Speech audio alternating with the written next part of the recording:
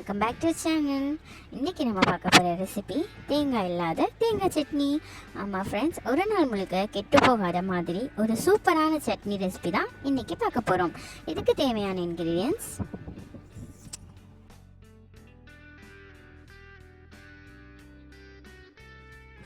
இதுக்கு ஒரு பேனில் 2 ஸ்பூன் நல்லெண்ணெய் சேர்த்துக்கலாம். நீங்கள் சாதா சன்ஃப்ளவர் ஆயில் கூட சேர்த்துக்கலாம்.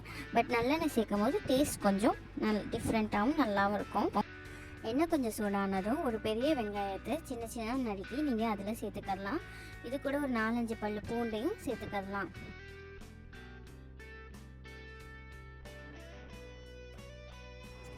காஞ்ச மிளகாய், 2 பச்சை மிளகாய், கருவேப்பிலை ஒரு கொத்து சேர்த்து நல்லா ஸ்டிர் பண்ணிக்கலாம்.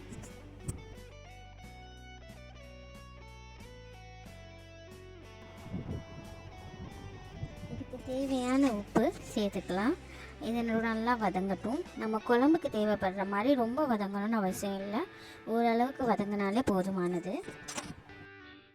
நீங்கள் ட்ராவலுக்கு தேங்காய் சட்னிலாம் கொண்டு போனீங்கன்னா சலிச்சிடும். பட் இந்த மெத்தடில் நீங்கள் ட்ரை பண்ணி சட்னி எடுத்துகிட்டு போனீங்கன்னா கண்டிப்பாக சலிக்காது. இதோட டேஸ்ட்டும் தேங்காய் சட்னிக்கு சிமிலராக தான் இருக்கும். நீங்கள் ட்ரை பண்ணி பார்த்துட்டு எப்படி இருந்துச்சுன்னு கமெண்ட்ஸில் சொல்லுங்கள்.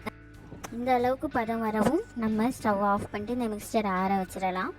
இந்த மிக்சர் ஆறினோன்னே நம்ம மிக்ஸி ஜாரில் இந்த மிக்சரை சேர்த்துக்கிறலாம். இது கூட 5 ஸ்பூன் பொட்டுக்கடலையே சேர்த்துக்கலாம். சப்போஸ் இந்த காரம் உங்களுக்கு ஜாஸ்தியாக இருந்துச்சுன்னா நீங்கள் இன்னும் கொஞ்சம் பொட்டுக்கடலை கூட சேர்த்துக்கலாம். இந்த மிக்சரை இப்போ நம்ம அரைச்சிக்கலாம். இது ரொம்ப மையவும் அரைக்கக்கூடாது, ரொம்ப குறப்பாகவும் அரைக்க வேண்டாம். இதோட நம்ம தாளிப்பு சேர்த்து கொஞ்சம் தண்ணி சேர்த்து கிண்டி வச்சிடலாம். நல்ல திக்கான தேங்காய் சட்னி நம்மளுக்கு ரெடியாக. இது நீங்கள் தோசை, இட்லி, கோதுமை தோசை எதுக்குனாலும் சைட் டிஷ்ஷாக யூஸ் பண்ணலாம். தேங்க்ஸ் ஃபார் வாட்சிங். மறக்காமல் நம்ம சேனலை சப்ஸ்கிரைப் பண்ணிடுங்க.